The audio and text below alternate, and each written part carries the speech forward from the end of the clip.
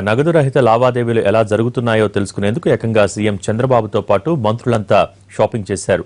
బెజవాడలో నగదు రహిత చెల్లింపులు ఎలా జరుగుతున్నాయో తెలుసుకునేందుకు బందర్ రోడ్డు, నకల్ రోడ్లో పర్యటించారు. సీఎం చంద్రబాబు సైతం క్యాష్లెస్ ట్రాన్సాక్షన్స్ చేశారు.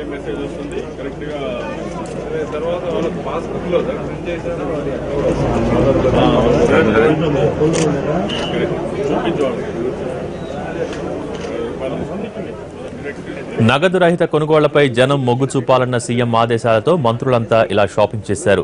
తమకు కావాల్సిన వస్తువులు కొనుగోలు చేశారు. బందర్ రోడ్డు, నక్కల్ రోడ్లోని 39 చిన్న మధ్య తరహా దుకాణాలను సందర్శించారు.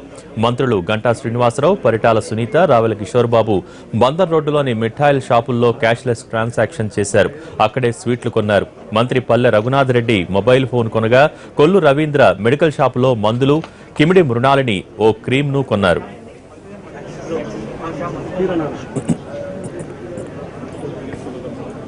రవాణా శాఖ మంత్రి సిద్ధా రాఘవరావు సైతం షాపింగ్ చేశారు.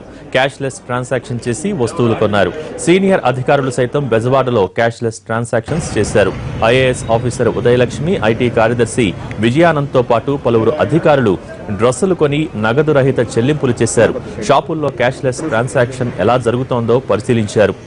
నగదు రహిత చెల్లింపులు ప్రోత్సహించేందుకు మంత్రులు, అధికారులు ఇలా నగర బాట పట్టారు. అందరూ నగదు రహిత లావాదేవీలు చేయాలని ప్రజల్ని కోరారు మంత్రులు, అధికారులు.